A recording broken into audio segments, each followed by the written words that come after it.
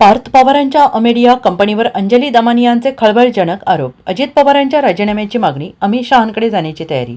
अजित पवार यांनी त्यांच्या उपमुख्यमंत्रीपद आणि पालकमंत्री पदावरून तात्काळ म्हणजे 24 तासात त्यांचा राजीनामा द्यावा.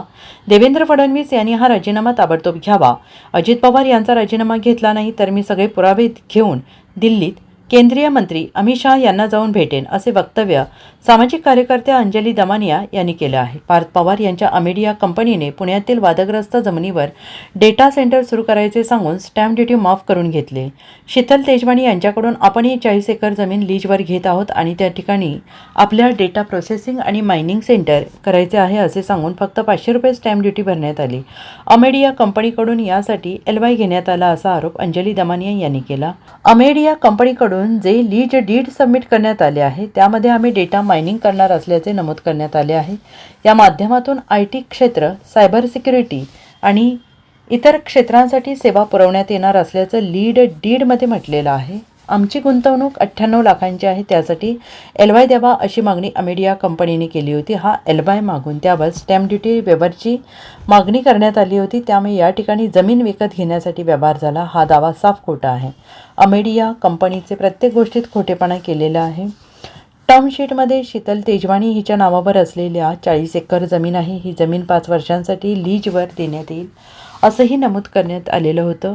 डेटा सेंटर सांगून अमेडिया कंपनीने LY घेतलं. या व्यवहारासाठी प्रचंड स्टॅम्प ड्युटी लागणार होती. मात्र केवळ 500 रुपये स्टॅम्प ड्युटी आकारण्यात आली. त्यानुसार 24 तारखेला LY देण्यात आले. 16 जून रोजी केंद्र सरकारकडून जिल्हाधिकाऱ्यांना याबाबत कळवण्यात आलं होते. या व्यवहारात तातडीनं हस्तक्षेप करा असे निर्देश देण्यात आले होते. मात्र जिल्हाधिकाऱ्यांनी कोणतीही कारवाई केली नाही. 40 एकर सरकारी जमिनीची विक्री 1800 कोटी रुपयांमध्ये होणार असेल तर जिल्हाधिकाऱ्यांनी ही बाब पुण्याचे पालकमंत्री अजित पवार यांच्यापासून लपवून ठेवली असे होऊ शकते का, असा सवाल अंजली दमानिया यांनी व्यक्त केला आहे. फक्त 98 लाखाची इन्व्हेस्टमेंट आम्ही करणार आहे आणि त्याच्यात आम्ही डेटा सेंटर उभारणार आहे. त्याच्यासाठी LY द्या अशी मागणी अमेडिया तर्फे केली गेली आहे. म्हणजे LY मागून स्टॅम्प ड्युटी वेवर घेऊन ती जमीन घेतली गेली आहे हे म्हणणं साफ खोटच नाही. हा एक आणि मोठा फ्रॉड आहे. आणि मोठा म्हणजे हा खरं प्रत्येक गोष्टीत त्यांनी फ्रॉड फ्रॉड फ्रॉड केलाय. दुसरं तिसरं काही नाही. एवढंच नाही, यांनी पान नंबर 7 वर टर्म शीट लावलीये. एक टर्म शीट. हे कोणी दिली आहे टर्म शीट? शीतल तेजवानी आणि अमेडिया LLP मध्ये झालेलं टर्म शीट आहे की ही जमीन जी आहे ती शीतल तेजवानीच्या नावावर 40 एकर जमीन आहे आणि ती त्यांनी आम्हाला लीजवर 5 वर्षासाठी दिली आहे आणि इथे आम्ही डाटा सेंटर उघडणार आहे असं म्हणून LY घेतलं. LY हे दाखवून स्टॅम्प ड्युटी जी प्रचंड प्रमाणात लागणार होती ती 500 रुपयात केली गेली. ते LY दाखवून. तर हे LY कशासाठी होतं? याच्यापेक्षा मोठे फ्रॉड्स होऊ शकतात का? एकानंतर एक एकानंतर एक एकानंतर एक यांचे सगळी झूट हे सगळं बाहेर येतंय. पहिलं त्यांनी जे म्हटलं ते खोटं. त्यांनी जे रजिस्ट्रेशनचे जे अधिकार पार्थ पवार यांनी दिग्विजयांना दिले की रेझोल्युशन पास केलं की तुम्ही LY ची मागणी करा. हे ते LY चे डॉक्युमेंट सरळ सरळ दाखवत आहेत की जमिनीच्या स्टॅम्प ड्युटीसाठी हे वेव्हर मागितलंच गेलं नव्हतं. हे जमिनीसाठी व्यवहारच नव्हता. हा फक्त डेटा सेंटर उभा करतोय.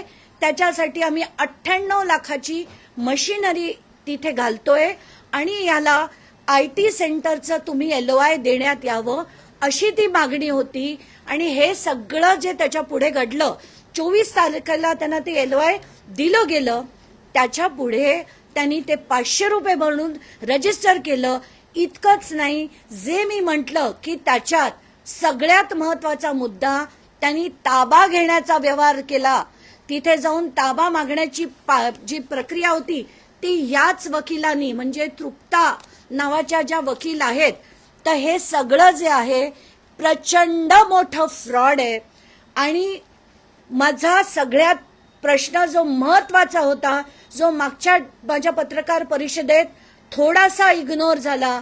कलेक्टरांना 16 जूनला केंद्रीय प्रशासनाकडनं कळवलं जातं की अर्जंट इंटरव्हेन्शन करा.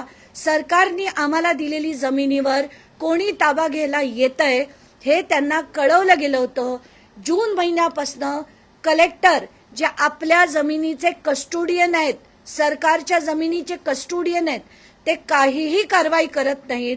माझा त्यांना दुसरा प्रश्न की त्यांनी ही माहिती तिथल्या पालकमंत्री अजित पवारांना दिली होती की नाही, हा महत्वाचा प्रश्न आहे की अजित पवारांना याची माहिती होती की नाही.